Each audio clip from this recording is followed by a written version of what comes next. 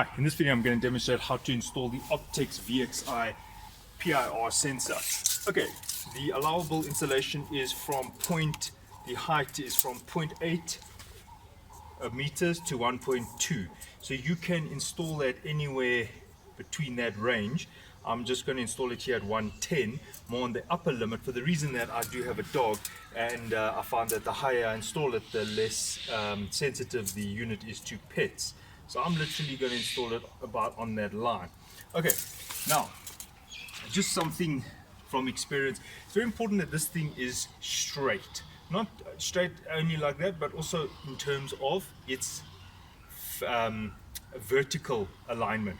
Because if you have a brick wall, and you can't really see on the camera, but the brick is actually sticking out, so it's actually leaning this way, which means that the PIR zones are going to fall into the ground, if you know what I mean. So what I'm going to do is I'm just going to make sure, I'm going to find a place here where it is actually flat. I don't want, you see this brick is sitting a little bit out, so I don't want to have the sensor leaning down in any way. Now there is a very good spot.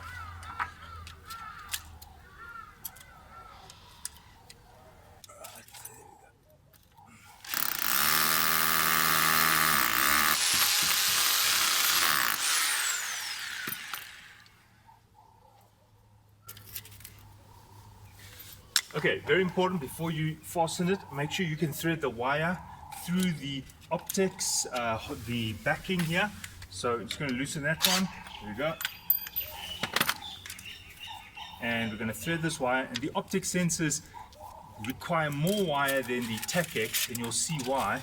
It's got to be threaded. Now, when you tighten this, do not tighten on the wire. Let it go through the side, and then, right, because this is face brick, I'm just threading it through the gap in the face brick.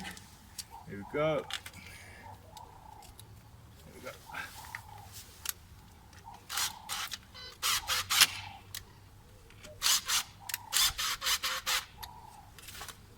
Okay, it is now done. Now just check that it's straight. Then what you're going to do is you're going to take the backing here, and you're going to thread your wire through the back there.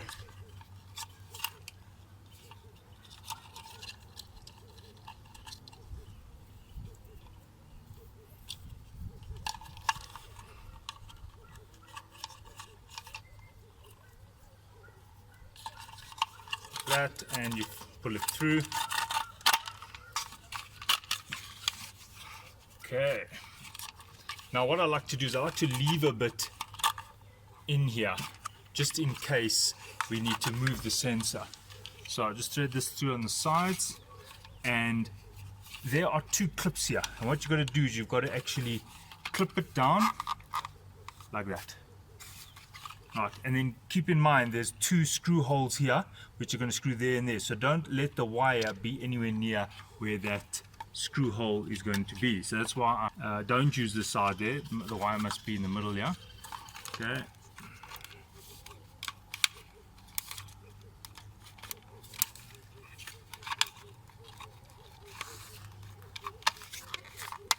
Okay, it's done. Now we're just going to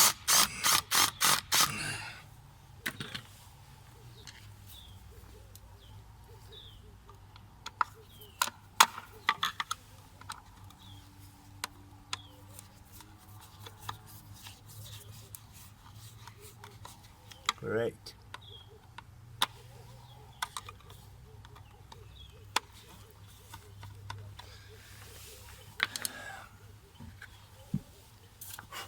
Right, now this has to be put on. Just make sure your sensors are clean, don't touch them. And you're now going to thread this wire through the top here so that it can come out where the pins are.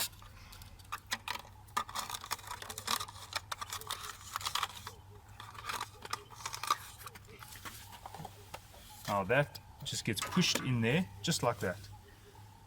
And you don't need so much. I'm going to push a bit back.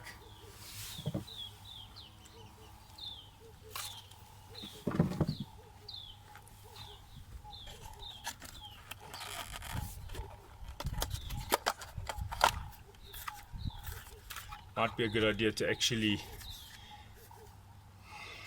push some of that back. There we go.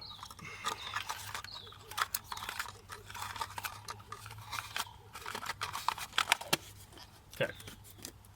Now, there's a screw there and there. And the nice thing is they're all the same size, so they're interchangeable. Just be careful not to strip it.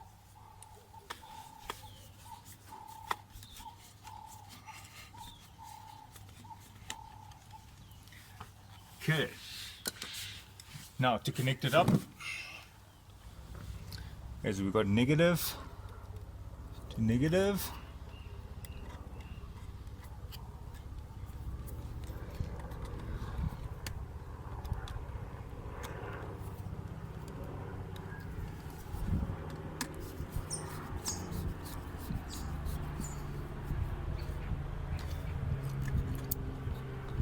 Positive to the positive side. Make sure not to get the jacket inside the terminal.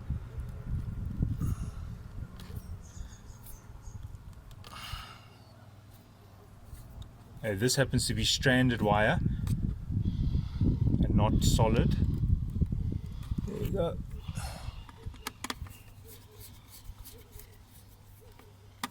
And then the signal wires. You've got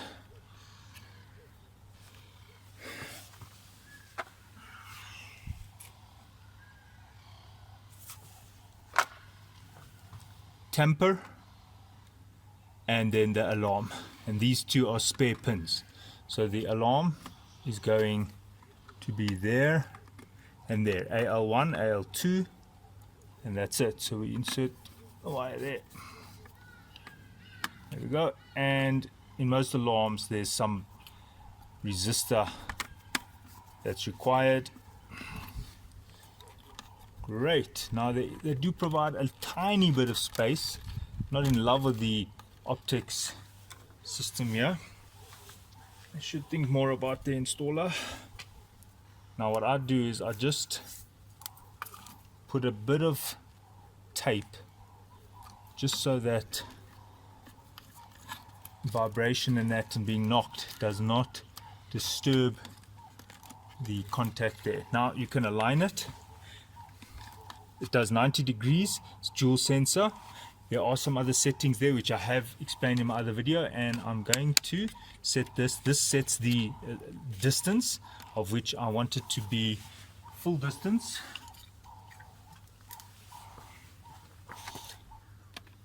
Just see, that will be minimum, and I want it to be not quite 12 meters, but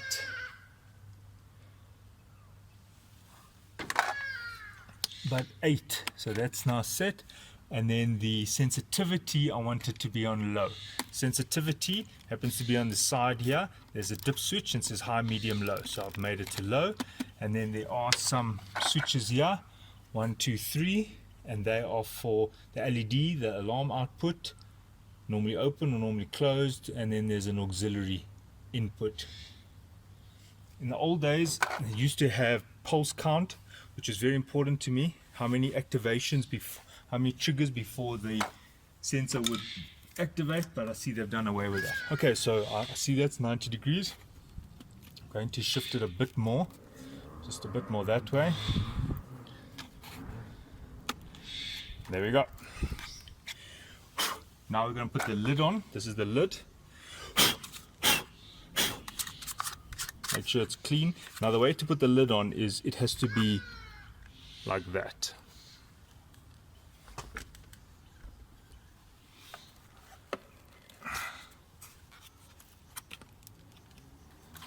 You goes in like that, and only now can you put this top little guy on, which goes there, and that locks it in place. So it's quite a few steps in order to get this car set up. And last but not least, there is a screw right at the bottom here which needs to be, that's it. That's how you connect the Optex VXI. Right, with the Takex, similar story. Anything from 0.8 to 1.2.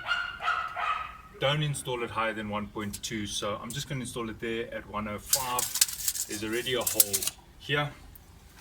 And this is the unit. Much easier to install than the Optex. There's just literally 2 screws. And you just be careful at the back. Don't install it over the wire. You can break, if you need to, you can break over here or here. And in this case, because it's face brick, I won't have to do that because the wires can be threaded in like that. As you can see, it goes underneath it. Now, in my installation here, I've got a few, this is almost like a junction, so I'm going to be using the spare space in the back to join the wires here. But this video is more about how to connect it up. So what we'll need to do is we will now just mark off the holes, make sure that it's going to be straight.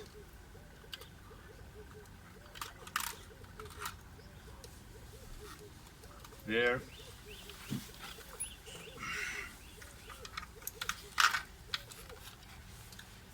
And the other one is going to be up at the top there. Now the difference here with the Takex is that the Takex you can't adjust after you've installed it. Remember, the Optex had a wide space for the screw and one on the top, which is normal space, but because it had a wide space, you could actually shift it if you made an error.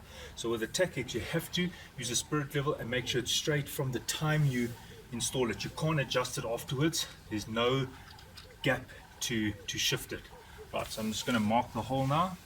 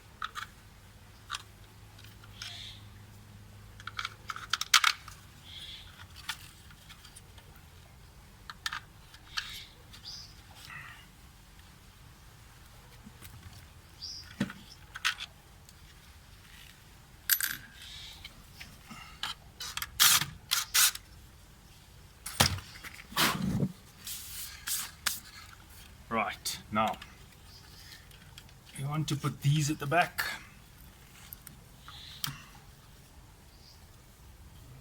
And this one is going to go here.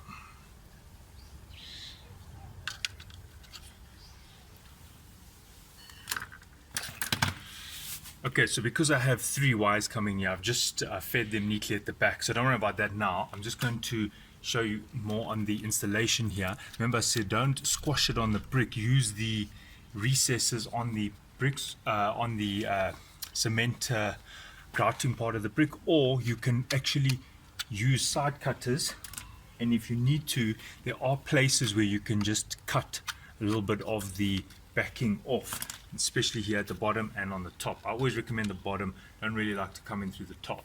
Okay, so now I'm now going to just screw this in.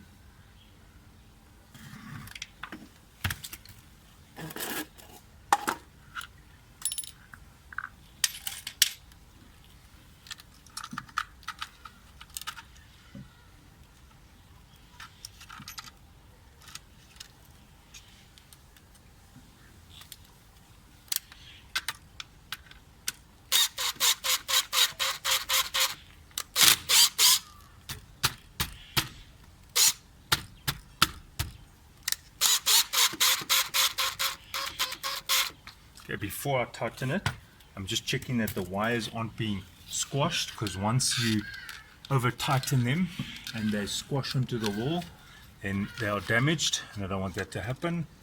Right, just pulling those out. Yeah, that's fine. Okay, so I'm going to tighten now.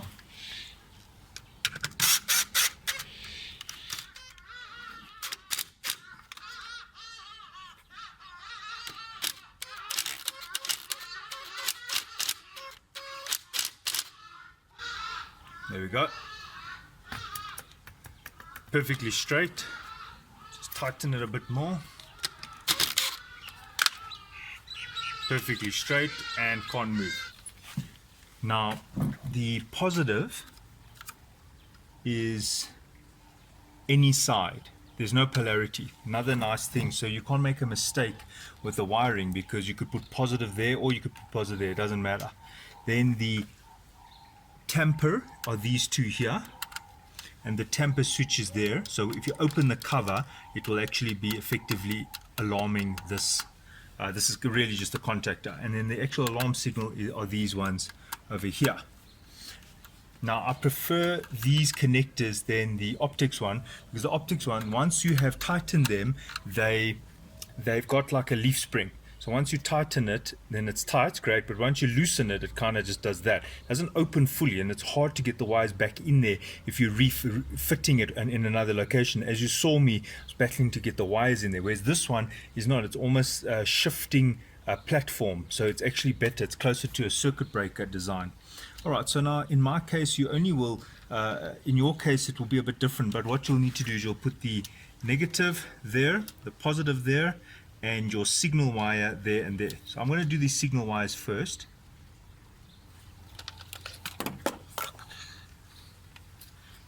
Now most alarms require a terminating resistor, so I'm just wiring that in now. This particular alarm requires a 3K3 terminating resistor.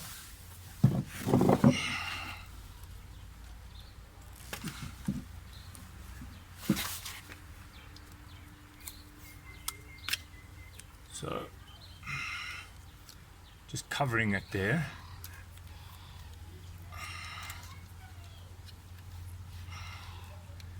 And it doesn't need to have such a long terminal on that side. And just remember, don't ever bend a resistor right on by the body, because you will eventually destroy it. Now we're just going to connect that.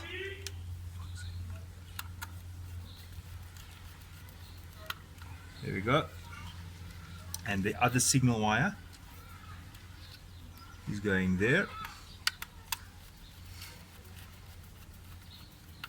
Okay, so there's the signal wires, and now we just need to wire the power cables. Now in your installation you probably only have one, but in my case, because I've got another alarm, other sensors feeding off this, I have therefore 3 power wires, and that is why I have these 3 leads here. One is the supply coming from the panel or the power supply, and then the 2 are feeding to these sensors. So now we just put that in there.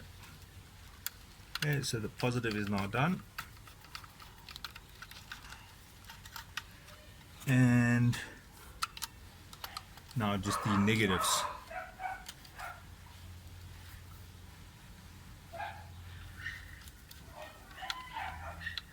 Right, so it's positive, negative, signal, signal, and you're done. So I'm going to just wire up these 2. These are for another sensor. Right, just to go through the settings, these are the sensitivity adjustments. So how sensitive you want to make it: fully sensitive, least sensitivity. So I'll keep it quite low. Thereafter, there is a delay. That is nothing to do with sensitivity. What it is after the trigger, how long will it take the sensor to actually notify the alarm. So I normally keep that on the minimum, so that's the delay. Then on the side here, you've got various dip switches, and these dip switches are the detection if you want them as an AND gate where they both have to detect together, which we're not doing. And then the count, do you want it to be able to be very sensitive? After 1 motion detection it triggers the alarm, or do you want it to count 3? So you just adjust that with this dip switch, either up or down. So I've already set that, and now all you need to do is position your PIRs. Now keep in mind this is the dual PIR, which means there are two sensors, zone beams coming out that side and two coming out that side. Well, that's what Takex claim. So you effectively have two VXI Optex in one Takex. Now if you do want to adjust the sensitivity in terms of the length, how far the zone is sent, well, you can adjust that here. So that will be the minimum length and this is the maximum length, so that will be the full 12 meters. So now that is in this direction, and this one here also the full 12 meters now in the opposite direction. I'm going to reduce these a little bit, don't need it so far, and that's it. Next, the last thing is just to put the lid on.